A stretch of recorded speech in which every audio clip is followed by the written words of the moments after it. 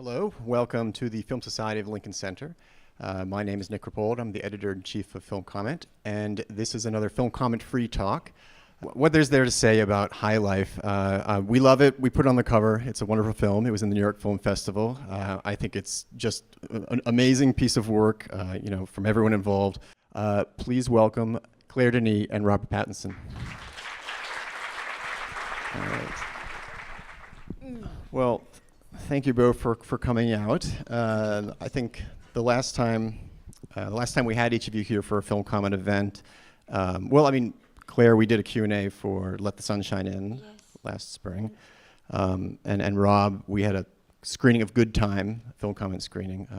I recently came across a Twitter photo of you from off the set of Good Time that I think had you sleeping in like a cage or something. Yeah. I bring that cage onto every movie with me. Okay. Yeah, it's now just part of the traveling equipment you have. High Life, it's a film. Can I say something? Oh, please do, yeah.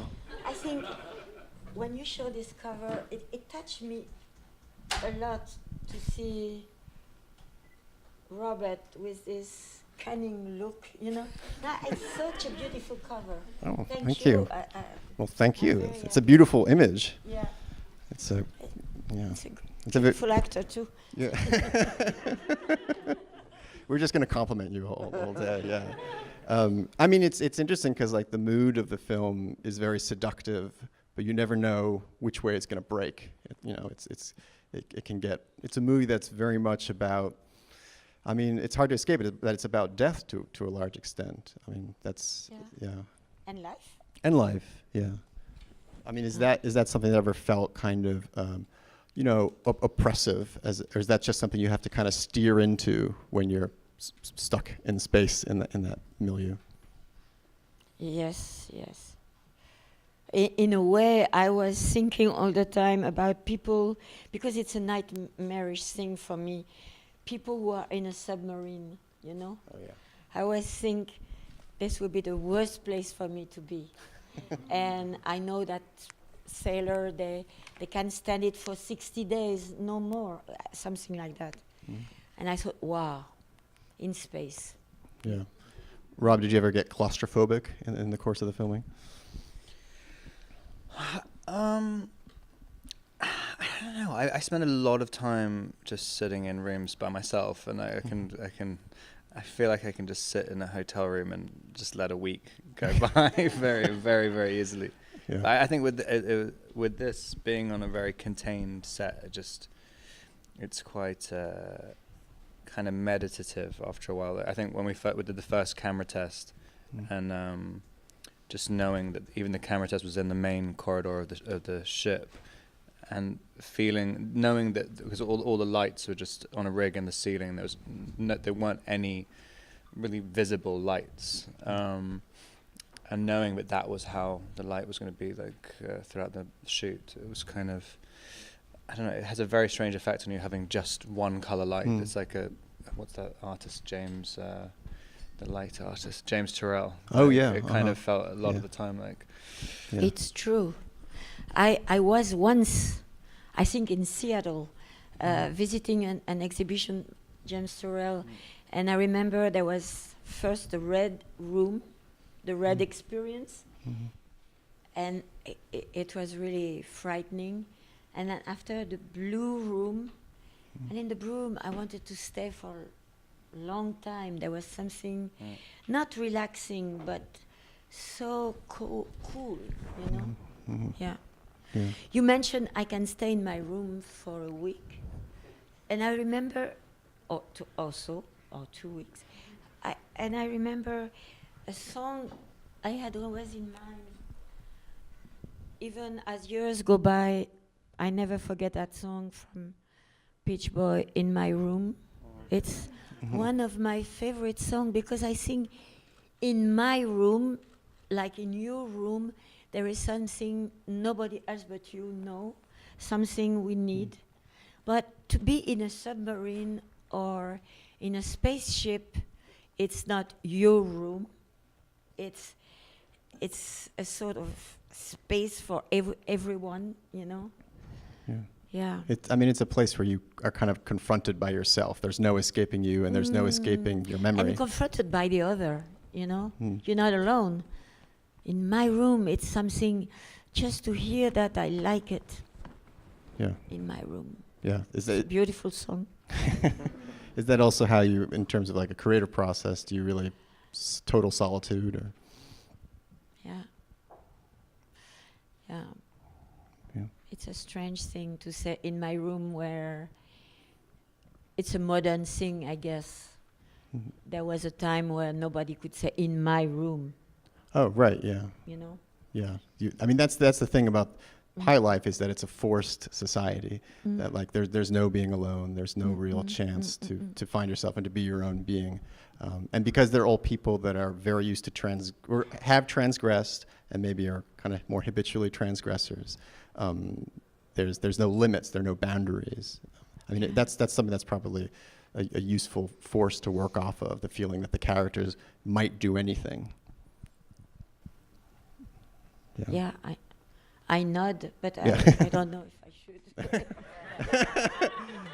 I mean, if you disagree, I mean, does that not? Yeah. I was in my room. You're in. Yeah. We got a moment of silence.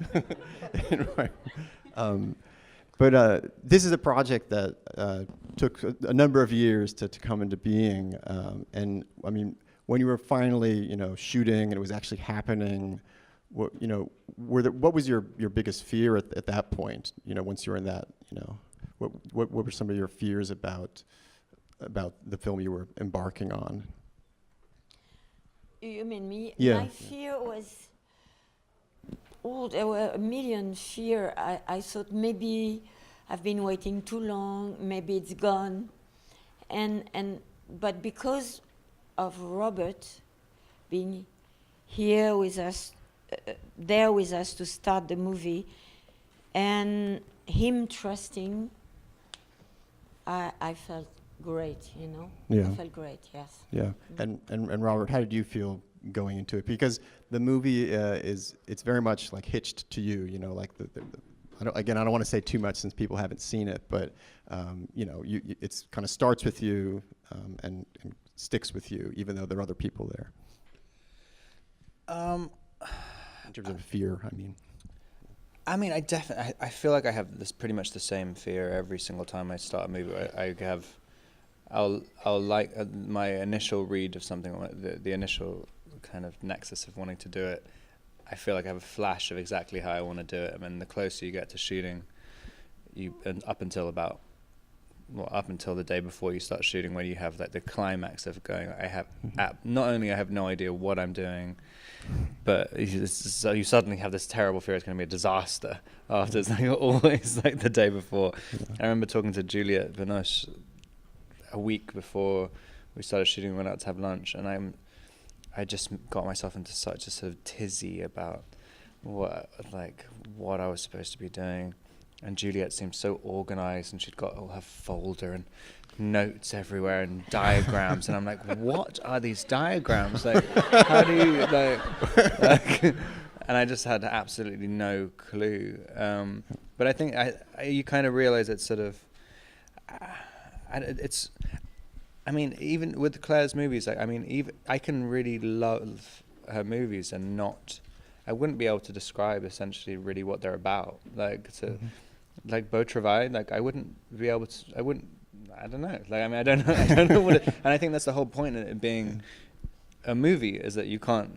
Yeah. You have to say it as you have to. The language is the movie. Is the movie, right? And I think if you don't need to know how to.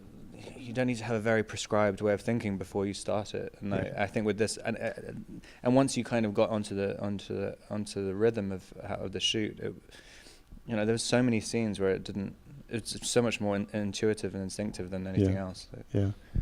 If I can say about Beau Travail, I don't want to explain anything because I don't know myself. But I mean, Beau Travail was really something I felt when I read Billy Budd long time ago, that the master of arms, it's called Claggart in the novel, I guess. In the film, it's the character interpreted by Deni. is regretting. He wants to be loved and respect, and it's a long regret, you know. Yeah. And that's all I had in mind, really, you know. Yeah. The regret of not being the solid one, the one you can trust, and the only one that can be trusted. Nobody else. And that's it. Yeah. But I mean, for me, if I try to remember when we start shooting High Life, you know, Robert came, we were in Köln, and Robert is so cool and gentle, but little by little, by the time we get to the first day of shooting, you transform yourself so much. You became not only because you shave your head, but no, I mean, something was like you were getting older and tough, not the same person at all. No. You became Monte in those 2 weeks before shooting, I remember, and I was impressed by that. Yeah. It's not a psychological thing. I never explained to him, you know, what is your character about, blah blah blah. But something was changing in him, so he did all the work actually. Yeah. No, I mean it's true. Yeah. I mean, what struck me about watching it again recently is also how much Monty changes over the course of the movie. I mean, just, again, it has a kind of different structure than you might expect. But at points you can be so gentle in the very beginning when you're with the baby. But then when we go back a bit with some of the flashbacks, that character is very hard. You know, he's still a very hard. And so it seems the fatherhood really kind of changes him. Yeah. Yeah. I think there's a thing as well. There's one thing which I always found quite interesting about people who've done violent crimes or something. There's I don't even really know how to describe it, but I remember I was watching a lot of people on death row and stuff, and when you kind of ask someone about their crime, some people there's a hardness and but it's a slightly different. It's a different facial language, if that makes sense. Like when there's a scene when my daughter, when she grows up, she finds my criminal record and asks me about it, and like My crazy girl. Yeah, and there's something. It's kind of like when your life has been incredibly hard. It's very. There's no need to apologize for anything. There's no need to explain anything because it's so harsh that it just sort of levels everything out, and it's kind of, if that makes any sense. I don't know. Yeah. And it's kind of. And but I always found that interesting when there's an almost alien quality to people who've done things which are outside the realm, outside the normal laws of society and just human behavior. They have a sense of possibility can be kind of alien because it's and I feel you can't because they've done something which right. you will not be able to relate to until you've done it. Right. Yeah. Claire, you've described the film a little bit as a kind of the spaceship as a kind of prison. Yeah. It is one, actually, except they use the people in that ship to test things, but it's a jail, Yeah. And when I was looking at the way people were acting there and speaking, it almost felt like they were talking as if they were in a prison, and it seemed there was a hint of genre in that, that they're kind of talking in this kind of hard-boiled way a little bit. But I don't know, is that something that kind of went into the writing, giving a feel of that, or? Well, first of all, I started writing in French. Mm-hmm. The script was written in French, and little by little we had this translation made. And thanks to the people I was working with, like Andy. But I mean, the feeling of being, I didn't have to tell myself they have to be speaking tough words because they come from a jail. I mean, it was in the process of being there. I don't know. Mm-hmm. It was like a normal thing. I don't know. I cannot explain very well my films in general. I think I realize. No, I have no explanation. For That's that. sorry. I would Sorry, never want to I'm make you sorry. explain I your would prefer films. to say nothing that's something stupid. Yeah. Well, I mean, one thing that kind of seems to crop up here and there is the feeling that time is running out for characters. You know, that the time is running out for them. Yeah, That there's. I think Yeah. this time thing is interesting because their time is not the same that the time on Earth, you know. Mhm. So is it a time that is longer or a time that is shorter? Is their body are going to be destroyed faster than if they were on Earth? I don't know, but the time thing is apparently the most important thing for this kind of story, like in space, you know, where time is so important. And even in a black hole, I can say that, although I'm not sure I understand. Let's say you could enter a black hole. This is not proof, but let's say you could. If you could go till the end of it, some people believe there might be another universe or other universe, you know. It has many theory about that. But one thing for sure is that when you reach this limit called the singularity, that's where time and space come to zero. There is, and I think it was the best image for, that's the end of the movie, eternity. Right. But although I don't understand what it is. Yeah, I you don't. know? I have no idea. No. Astro. No, I think nobody can Yeah. really feel what it is. Yeah. But I think it's probably something like eternity. Yeah. Just thinking about the infinite, it'll just kind of make your head explode. I mean, a scientific idea like that is almost the closest you can get to something spiritual without being spiritual in a way. That it was something interesting in the movie.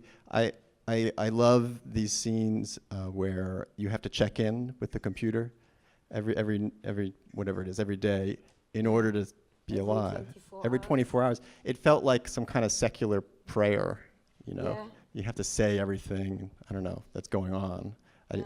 don't know if that's at all. Yeah, it's a sort of code to reset the machine, you know? Yeah. Yeah. Yeah.